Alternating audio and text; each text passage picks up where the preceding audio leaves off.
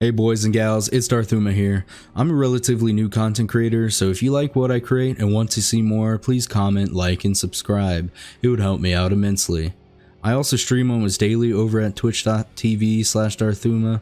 I am trying to become a partner over there, so if you could drop a follow, that would be very nice.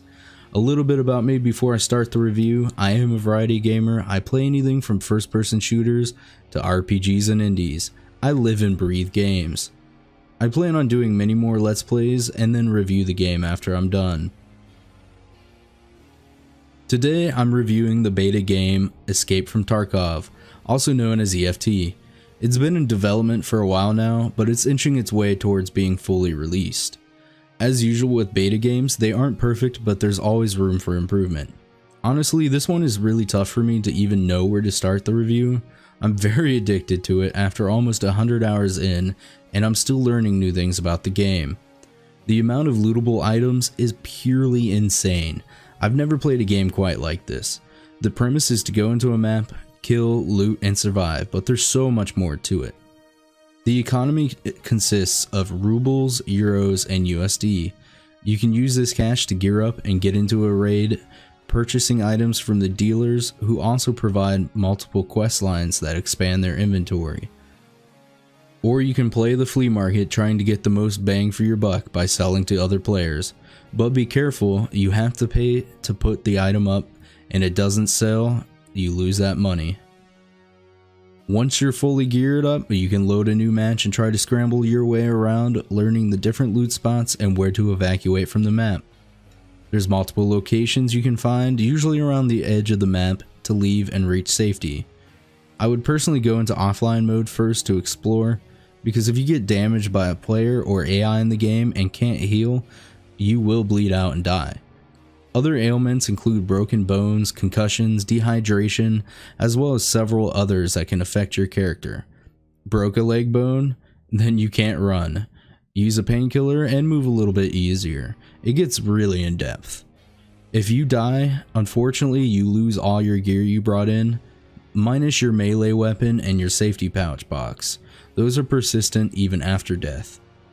You can choose to insure your items, and if they don't get looted by another player, you can get them back, but the time ranges depending on who you choose to insure with. It can take up to 24 hours in real life sometimes, but it's always a nice surprise seeing some of your loot made it back to you the next day. If you do happen to die a lot, which you will, and lose all of your money, fret not, because you can always do a scav run. You go into a raid, usually late in the time of the game, pretending to be a fellow AI. This lets you loot scraps left over by the other player PMC, USEX, and bears. But be careful, because if you kill the AI, you will anger the horde and they will begin to hunt you.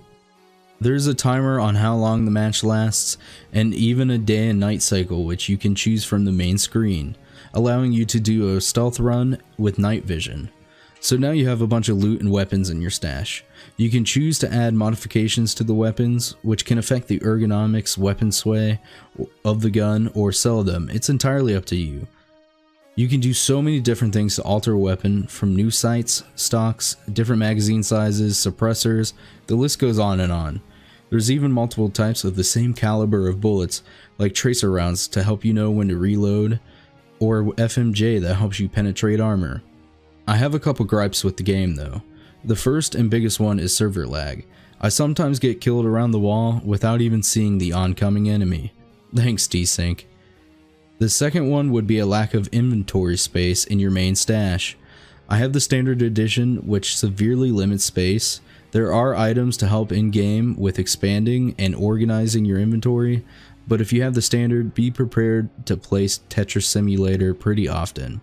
There needs to be a sort button so I can organize my ammo and etc. without having to personally stack everything by type, or even loadouts to make it easier to get into the next match. You can buy or upgrade to the EOD version if you want to avoid running out of space easily. It also provides other incentives to help you persuade you to purchase the upgraded version. The game wipes your progress every so often, and it doesn't have a finely tuned schedule, so all your hard work will vanish eventually, but it helps create a new grind for the game, keeping it fresh. Some of the AI in its current state definitely needs fine-tuned. and I'm referring to the lab raiders who throw god tier grenades and can 180 aimbot you with one shot through your face mask's shield, but other times they can be so derpy and clueless. They need to add directional sound. Sometimes I can't even tell if somebody is above or below me. The learning curve on the game is miles ahead of any other first-person shooter I've played, and will take you a long time to get comfortable with all the different mechanics, weapons, ammo, loot spawns, and extraction locations.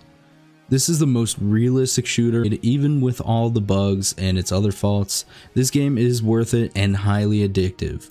If you have the patience of a saint, you can catch a skilled player off guard, or if you have pinpoint accuracy, you can one-tap someone in the face, ending a fight real fast.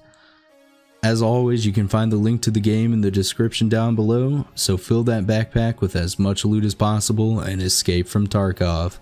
Go.